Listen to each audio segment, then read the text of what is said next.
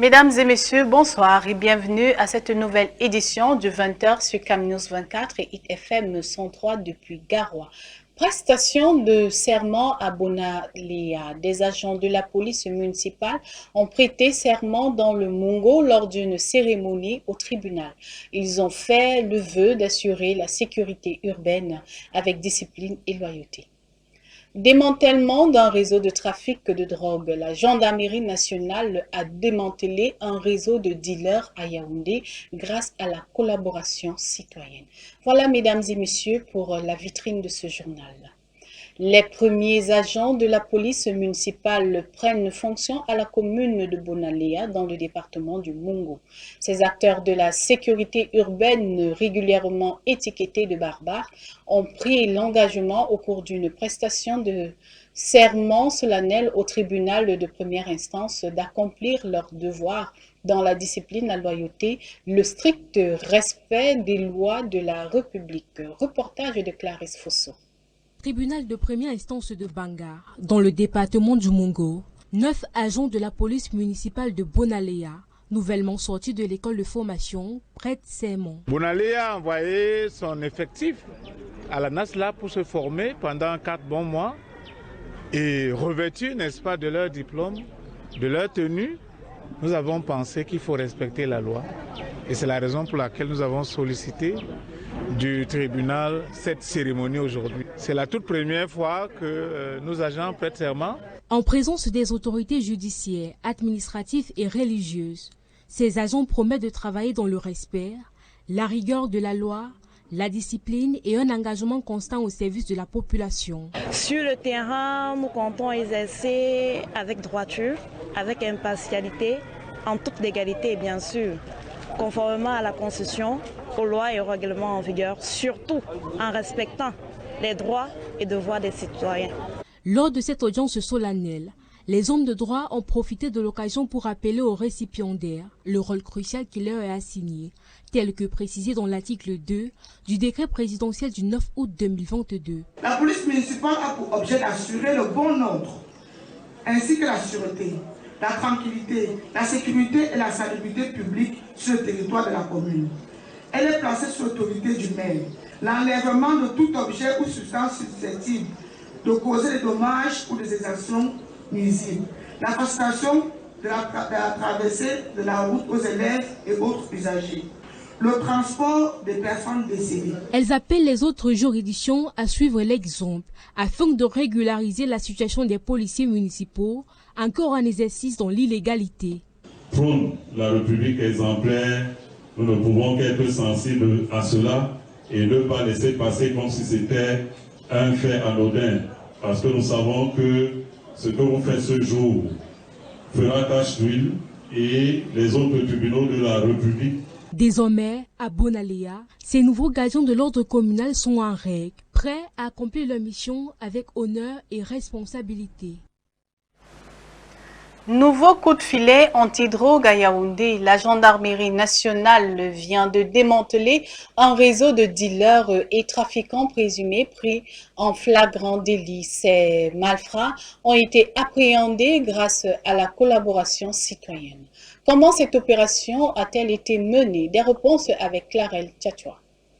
Derrière ces visages masqués se cachent des dealers et trafiquants de drogue présumés. Ils tiraient tranquillement leur filon dans un salon de coiffure au lieu dit Bonas à Yaoundé. Au vu et au su de tous, leur butin exposé au centre jusqu'à l'irruption des bérets rouges alertés par des capteurs. Au nombre de 8, nous avons saisi 5 paquets conditionnés dans des emballages ciment.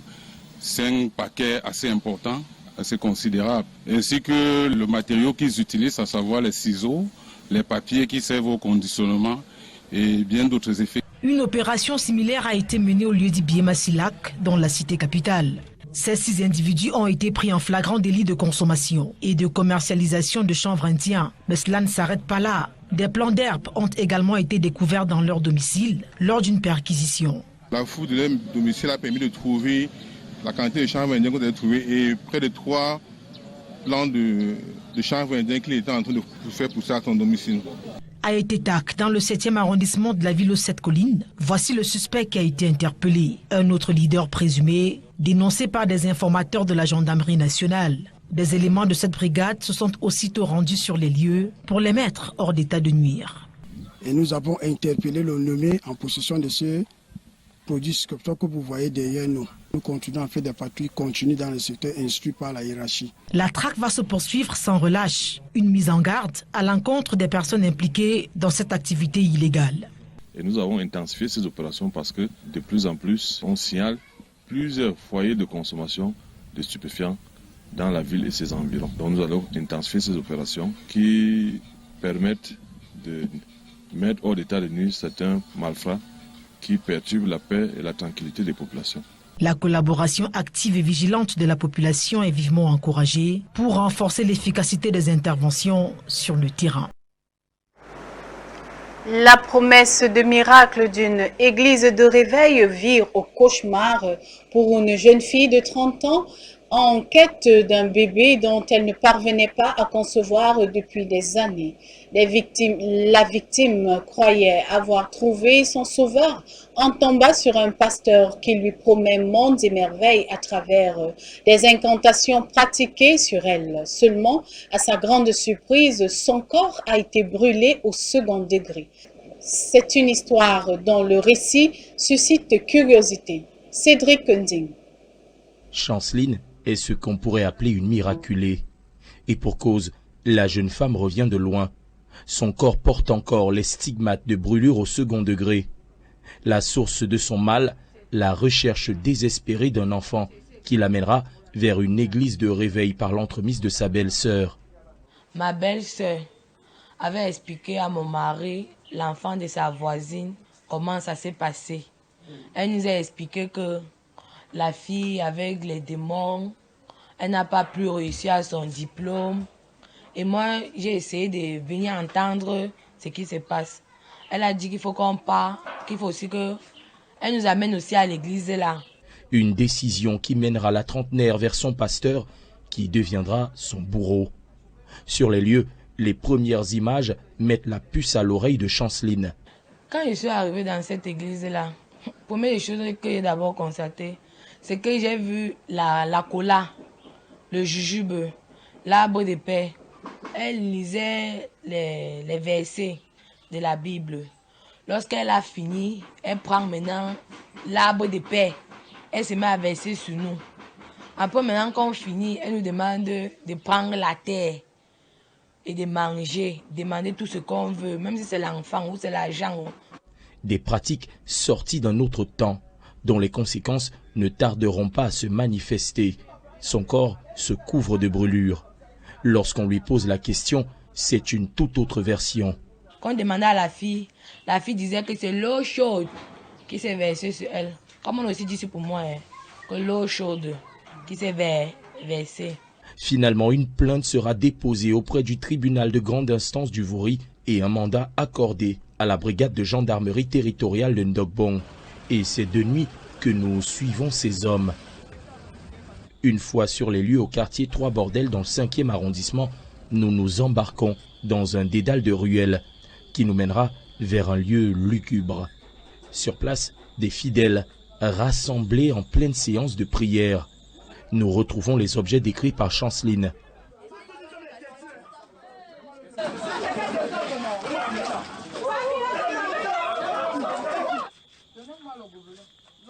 Le pasteur de cette église est en fait une femme.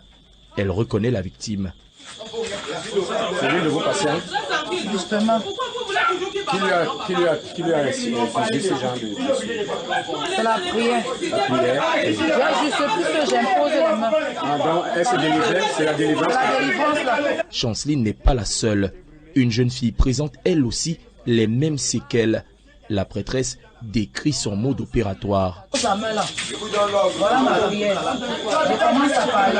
Je prie. Quand elle réagit, elle tombe. Quand elle tombe, je suis juste mon jus, ma cola et ma terre. Naturel que le Seigneur m'a donné. Je prends dessus. Je dis Seigneur, tout est possible. Tout est possible. Quand je prie, le diable manifeste en elle. Quand le diable manifeste en elle, donc maintenant, elle tombe. Le feu jaillit. Finalement, les éléments de la gendarmerie nationale emmèneront la prêtresse. Chanceline, elle, retient une seule leçon de sa mésaventure. Regardez mes mains, regardez mon cou, regardez mon corps. Restons sur nos gardes, prions que Dieu seul va nous aider.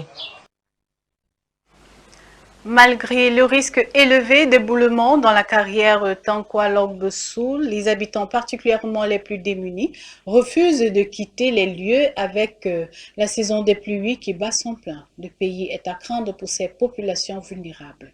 Cyril Kouakam. Des habitations sont suspendues en un fil. Ici à Logbesoul, au lieu dit carrière Tankwa, les risques d'éboulement sont élevés. Quand il pleut, la terre s'éclue à tout moment. À tout moment. Et puis même par moment, l'eau même quitte de là-bas en haut jusqu'ici en bas. Ça envahit tout le bas là, vers le stade là, vers les maisons des gens. C'est là que tu vois par moment les maisons des gens, ça descend. Défoncés par les eaux du ruissellement, même les visiteurs sont pris de peur. Donc, quand moi je vois que vraiment là, habiter ici là c'est risqué. Et de la route-ci, la saison pluvieuse, vraiment, ça creuse vraiment la route-ci. Zone déclarée dangereuse, mais les familles démunies n'osent pas quitter le lieu. Ils ont bloqué le pont là, on est dans l'eau maintenant, ça ne va pas. Tu vois, le pont est bloqué, l'eau ne circule pas. Il n'y a pas de passage d'eau, il faut drainer de l'eau. Si rien n'est fait, les pluies diluviennes qui s'annoncent pourraient entraîner avec elles de nombreuses vies. L'homosexualité bientôt criminalisée au Sénégal. L'annonce a été faite par le ministre porte-parole du gouvernement. Il répond ainsi favorablement à un collectif conservateur de la société qui a organisé une marche vendredi dernier pour réclamer un durcissement des sanctions contre la communauté LGBTQ. Reportage. Culturellement, les Sénégalais rejettent l'homosexualité. C'est là des propos du ministre porte-parole du gouvernement qui s'exprimait dans une émission à la RTS, la télévision nationale. Le ministre porte-parole du gouvernement informe qu'une rencontre a eu lieu il y a quelques jours entre des députés du groupe parlementaire du PASTEF, le parti au pouvoir, largement majoritaire à l'Assemblée nationale, et des membres du collectif And Sam Djikoyi, en Wolof, ensemble pour préserver les valeurs. Un collectif qui se bat maintenant depuis de nombreuses années contre l'homosexualité. Le ministre poursuit en informant que les députés du PASTEF, du groupe parlementaire du PASTEF, ont pris l'engagement de porter à l'Assemblée nationale une proposition de loi criminalisant l'homosexualité.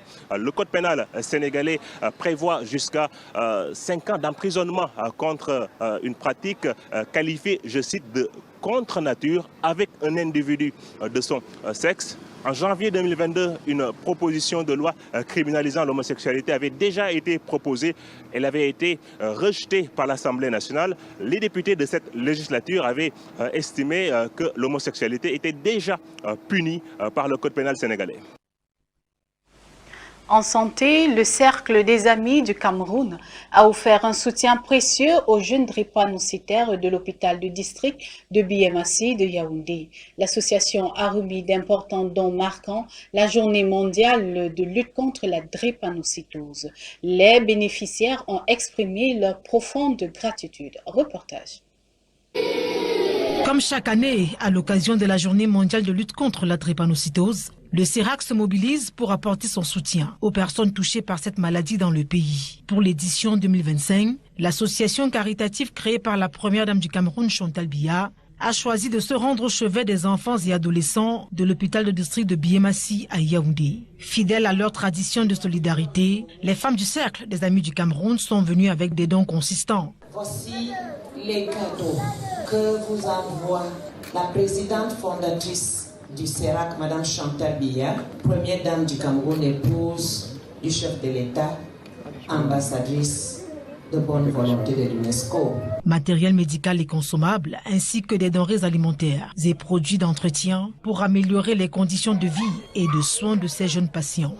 50 cathéters, 20 G, 5 cartons of liquid detergent soap, 100 boîtes de paracétamol, 500 mg de boîtes de sang.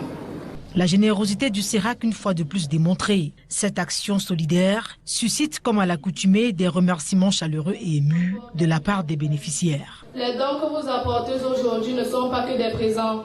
Ce sont des promesses, des gestes puissants, un espoir de moins de crise, de jours plus légers, un chemin vers un avenir où l'on peut rêver. Par ma voix, le personnel de l'hôpital du district de Diemassi et les parents ici réunis adressent leurs chaleureux remerciements au CERAC et à sa présidente fondatrice. Ces mots aimables touchent particulièrement la représentante de l'épouse du président de la République. Profondément sensible à ces remerciements, Angéline Do promet de les lui transmettre tout en délivrant le message de l'ambassadrice de bonne volonté de l'UNESCO. Madame Bia exhorte les jeunes couples à faire un dépistage des risques de drépanocytose avant les fiançailles, le mariage ou la procréation. C'est une précaution utile qui permet d'éviter un calvaire prévisible, aussi bien aux parents qu'à leurs enfants. C'est ainsi que le CERAC continue de tisser des liens de solidarité, de faire rayonner l'amour et l'espoir et de transformer des vies auprès de ceux qui en ont le plus besoin. Voilà, mesdames et messieurs, c'est la fin de cette édition du 20h sur CamNews 24 et ITFM 103 depuis Garoua. Merci de nous avoir suivis et surtout passez une agréable fin de soirée et bon début de week-end. Au revoir.